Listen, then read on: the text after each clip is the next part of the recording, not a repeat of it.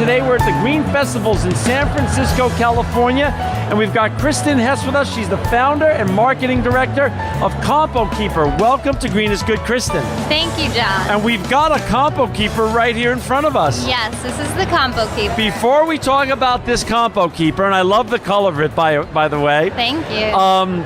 I want to talk a little bit about the Kristen Hess story. Talk a little bit about your journey in life. Where did you get the sustainability bug? Was it from childhood? Was it from education? Was it just from the environment and friends and family along your journey? Share your journey a little bit with our listeners, please. Sure, okay. So I grew up in Boulder, Colorado. It's a very, very green and environmentally friendly place. Beautiful scenery. It's just definitely a place to visit. And when I was in school at CU, I studied business, and I took a course on sustainable operations, and I learned all about how businesses could really impact and change the way that they were doing things, so that instead of being harmful to the environment, they could actually be part of the solution and actually lead society to be more sustainable.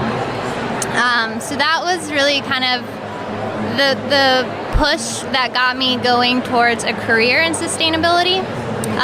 Meanwhile, my dad was inventing this compost bin in our garage. And so after I graduated, I jumped on board and really helped bring Compo Keeper to the marketplace.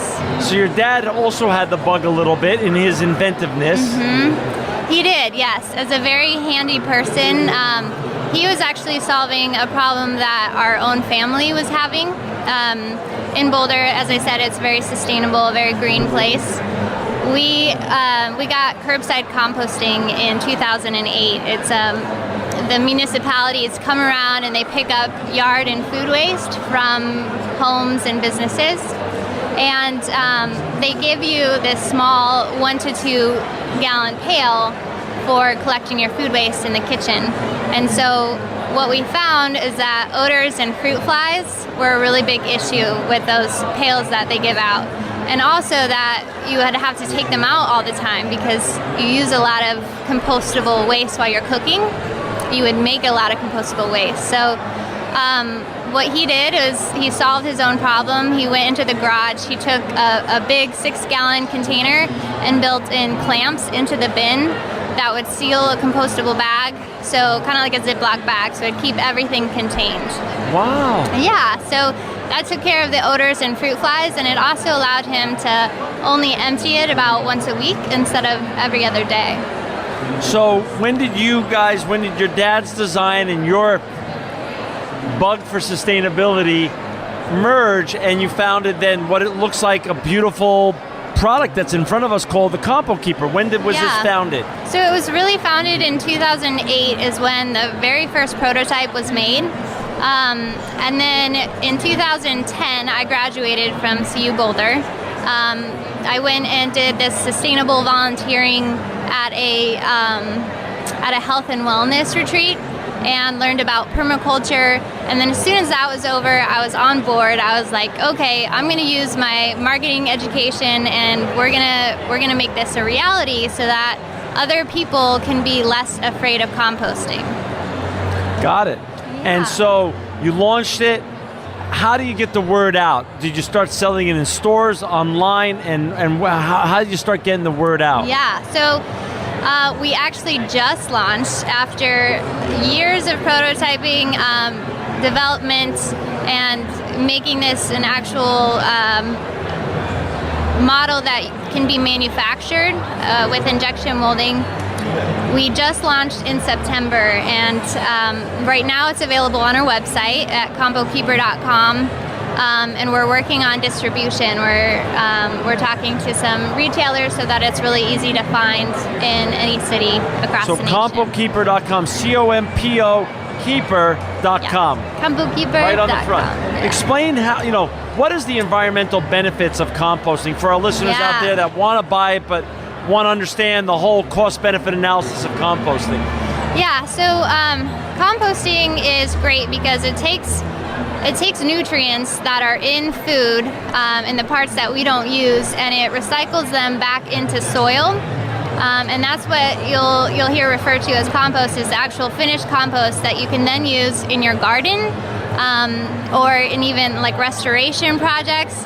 And what it does is it feeds the plants, it gives them more nutrients. So it makes, produce more nutrient rich.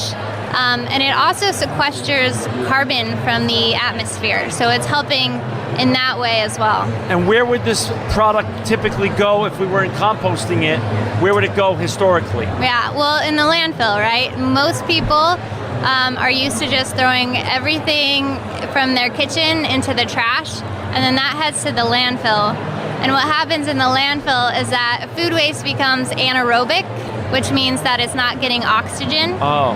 And what happens with organic waste when it becomes anaerobic is that it releases methane gas into the atmosphere. So it's a wasted product, first of all, to go to landfill. It fills it up, it creates more waste in the air and the land, when it could be going back to fertilize. Yeah. And revitalize our whole right. ecosystem. Or it could be a closed loop where it just goes back to grow more food. Wow, yeah. That is just great. So it's all part of the circular economy, composting is, the new circular economy. And when you use compost, you don't have to use other synthetic fertilizers, which first of all take energy and create pollution to produce. But they have a lot of negative impacts in when people consume them and on the water supply. So we're just getting rid of all those chemicals and doing something that nature does by itself. Kristen, I'm in the electronic waste recycling business as a profession, and what we see with the cities that we represent and serve, that there's three major trends going on in those cities, both electronic recycling, textile recycling, and composting. Talk about how that mega trend that seems to be really on fire now across America, in cities especially, how that will positively affect your brand and how you can interrelate the founding of your company with the real trend and desire now for many households across America to compost in their home. Yeah, so I think the big push to keep things out of the landfill and find more uses is becoming a very, very widely known. We're understanding the impacts, and we want to make sure that the future for our children is just as good, if not better, as our lives are now. And also, all the land and sea creatures. But so as recycling is embraced by America and across the world, composting is really the next lowest hanging fruit. And it's so easy, and we're all creating it. U.S. households create about a third of their waste stream is actually compostable waste. So yeah, we're throwing away so much. Yeah. Does the city have to have a composting program to be able to, for our listeners and viewers to be able to buy your product and compost? No. So the bags that work with the Compo Keeper are 100% compostable. They are recommended for municipal facilities, but they do compost in the soil over time. And what we recommend for backyard composters is to bury them, and they will compost in about 6 months. But when you have a backyard pile, if you're going to use your compost for your garden, then you can keep the bags out because they'll tend to slow down the process, and you really want to get the compost as fast as you can and get it hot. So if you keep the bags out, you can bury them. But it's also great for curbside composting because it's super low maintenance. You don't have to do a lot of work. So anyone in America who's watching the show now or listening can buy your great product in front of us and use it. Yes. Explain how it works. So there are clamps inside the bin that when you open the Compo Keeper, it opens the clamps. I'll show you. Thank you. So the clamps are open, and then while you're cleaning up, while you're cooking, you can just toss your food scraps in there, and then when you close it, I'm just gonna unhook this one. Nice. then you would push down on this, and it seals the compostable bag. So it's fashioned after a Ziploc bag. Seals odors in and fruit flies out. There's also a charcoal filter in the lid to help absorb any extra odor. It's 6 gallons, so you don't have to take it out as often, as I mentioned. And when you do take it out, there's a bag tray inside that helps you pull out the compostable bag, so you don't have to worry about the bag exploding or dripping all over your floor. And how much does this model cost right here?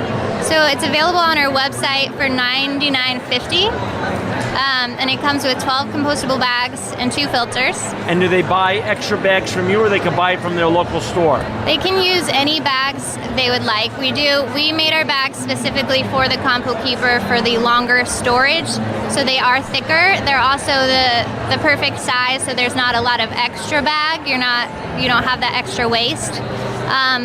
So they can buy our bags on our website, and they can even sign up for a subscription service where you only sign up once. You tell us how often you want us to send you the bags, and we'll take care of it from there. Wow. And I see that you donate 1% for zero waste education. Explain that to our listeners. So we think that the children are really, they're shaping our future, and I hear so often people, there are green programs at school, and the children then come home to their parents and they say, we have to start composting. So they're really going to start leading this effort towards zero waste. And so we want to make those green programs more available to children across the nation.